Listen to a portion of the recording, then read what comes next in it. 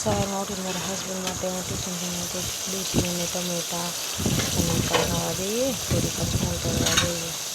કાઢી પકાવી જાય અને હલાવી લીધા થોડીક વાર માટે. નીચે ચોટે નહીં ને એ માટે હલાવવા પડે થોડીક વાર. અને સીધું ઢાંકી દીધું. મસાલો તૈયાર કરી લઈએ આપણે. મરચું ને લસણ અને કોથમીર તો ભીણીને મેં અલગથી લઈ લીધું. અને પછી એમાં થોડુંક નમક, પછી થોડુંક એમાં ધાણા જીરું અને હળદર નાખી અને થોડુંક પાણી નાખી દેવાનું છે.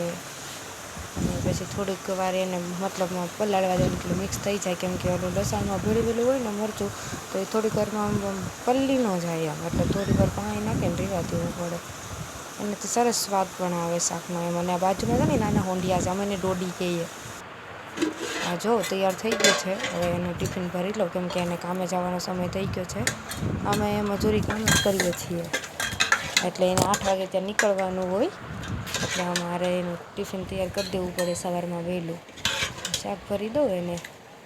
આ તૈયાર છે દૂધી, ટમેટું અને નાના હોંડિયા કેવું તો પણ, અને અમે તો ડોડી કહીએ. તમે શું કહો કંઈ ખબર નહીં. અમે તો ડોડી કહીએ છીએ. અને હવે આ રોટલા છે, હવે એક રોટલો ભરી દઈએ એના ટિફિનમાં. અરે એક તો એ ખાતા તો નથી, પણ ભરવો તો પડે. આખો દિવસ કામ કરે તો રોટલો તો ખાવો જોઈએ ને. એટલે એક રોટલો આખો ભરી દઈએ એને. આખો રોટલો ભરી દે. એમાં તો એ થોડુંક 2 બટકા જ ખાય, વધારે તો ખાતા પણ નથી કાંઈ.